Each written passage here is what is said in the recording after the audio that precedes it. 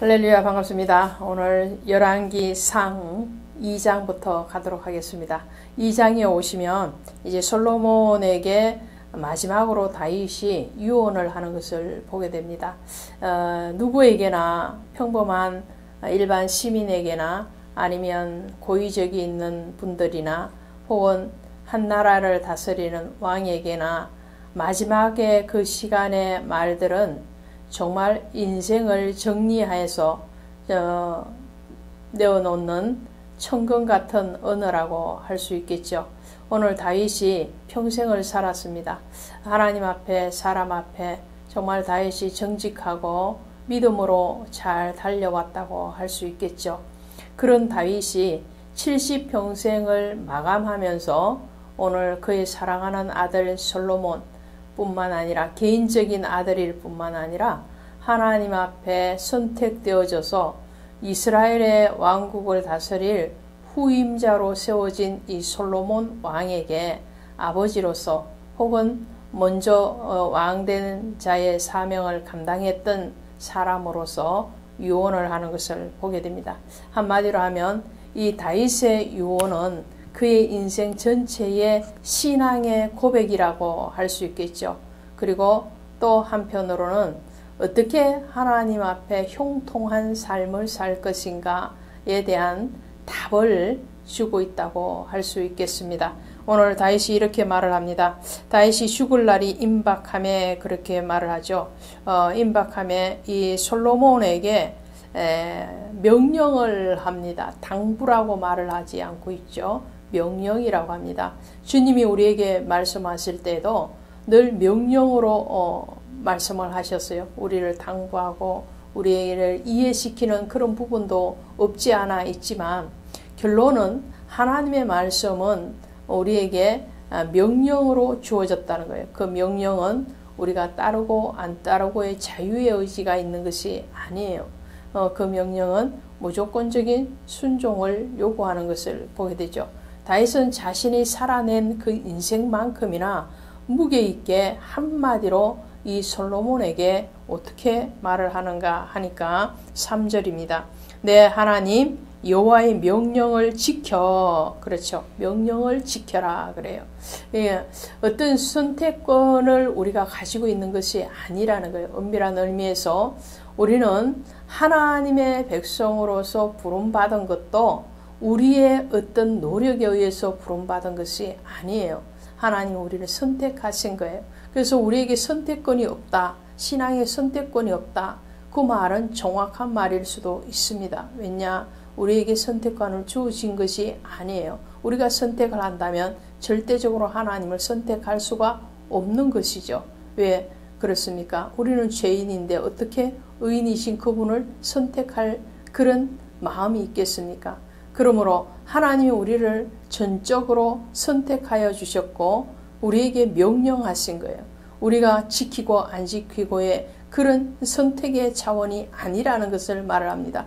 다윗이 그렇게 말을 하죠. 그래서 명령을 지켜 그 길로 행하여 그 법률과 규례와 율례와 정거를 모세의 율법에 기록된 대로 지키라. 그리하면 내가 무엇을 하든지 어디로 가든지 형통할지라. 할렐루야. 형통의 비결은 하나님의 말씀에 대해서 지키고 순종하는 겁니다. 지킨다는 것은 순종한다는 말이죠. 그래서 하나님을 떠나지 않는 것. 그러면 하나님의 말씀을 어떻게 지키는가? 떠나지 않는 것이라는 거예요. 그러면 어떻게 떠나는가? 늘 하나님의 임재 가운데 살아가는 거예요. 그것이 바로 다윗이 솔로몬에게 당부한 겁니다. 그래서 너는 어떻게 하라는 거예요? 만일 내 자손들이 그의 길을 삼가 마음을 다하고 성품을 다하여 진실이 내 앞에 행하면 이스라엘 왕위에 오를 사람이 내게서 끊어지지 아니하리라.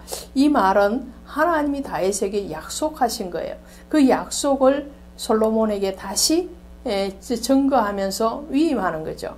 자, 솔로몬 너는 이제 지금부터 해야 될 것은 하나님의 말씀에 대한 순종을 이루는 것이고 그 순종을 할 때에 마음을 다하고 뜻을 다하고 성품을 다하라는 거예요. 주 하나님이 우리를 사랑하시는 것 같이 오늘 우리가 주를 사랑할 때에도 마음을 다하고 성품을 다하고 뜻을 다해라. 그것이 바로 형통의 비결이다라고. 그리고 정치적인 면에 갔을 때는 정치의 어떤 대적자들, 하나님의 나라에 대해서 대항하고 반항하는 자들에 대해서 엄중하게 다룰 것을 말을 합니다. 그래서 이 다윗이 죽고 난 뒤에 솔로몬이 아도니아를 처형하죠. 또 이 아도니아뿐만 아니라 아도니아의 반역에 가담을 했던 이 요압과 아비아달 그리고 시므이라는 사람을 처단을 합니다. 이 아비아달은 어떤 사람인가요? 제사장이죠. 제사장임에도 불구하고 영적으로 하나님의 신정국가에 대해서 왕권에 대해서도 하나님이 선택하심에 대해서 이 아비아달 제사장이 거역을 한 거죠. 그래서 하나님이 선택하지 아니하는 아도니아 편에 들었기 때문에 이 아비아달도 결국은 제사장 자리에서 쫓겨나고 그리고 죽임을 당하는 것을 보게 됩니다. 요압은 어떤 사람인가요? 요압은 다윗 시대의 군사령관이었죠. 그런데 이 요압이 전쟁에서 일어난 사건을 가지고 자기 동생이 죽임을 당한 것에 대해서 앙심을 품고 그리고 이 전쟁에서 돌아왔어도 그 앙심을 버리지 못하고 아마샤와 아브넬을 죽이는 불의한 방법으로 죽이는 그런 죄를 저지릅니다. 뿐만 아니라 요압이 압살롬의 반역에는 가담을 하지 않지만 나중에 아도니아의 반역에는 가담을 하게 되죠. 그러므로 인해서 요압도 처형을 당하는 것을 보게 됩니다. 그래서 35절에 가니까 왕이 이에 여호야다의 아들 브나야를 요압을 대신하여 군사령관으로 삼고 또 제사장 사독으로 아비아달을 대신하게 하니라 라고 말을 합니다.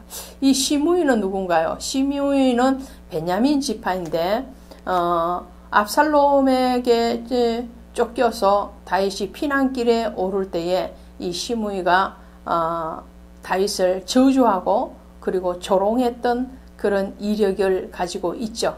거기에 대해서 솔로몬이 이 시므이를 처형함으로써 그의 망령된 행위에 대해서 징계를 하는 것을 보게 됩니다. 왕조 시대에 가면 우리나라의 왕조 시대도 마찬가지죠.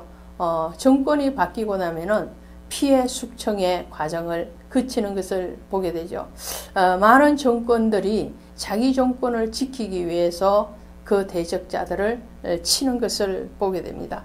오늘 솔로몬도 평화의 왕이었으나 하나님의 신정국가에 대해서 그리고 하나님의 통치권에 대해서 대항하고 대적할 때는 단호하게 그 죄를 물어서 처형하는 것을 보게 됩니다. 오늘 우리가 정말 하나님의 사람임에도 불구하고 하나님의 나라를 기업으로 받을 유업으로 받을 그런 백성임에도 불구하고 하나님의 마음을 헤아리지 못한다면 오늘 우리의 신앙에 대해서 하나님은 채찍을 드실 수도 있음에 대해서 오늘 열왕기상 2장이 우리에게 경고하고 있음을 보게 됩니다. 감사합니다.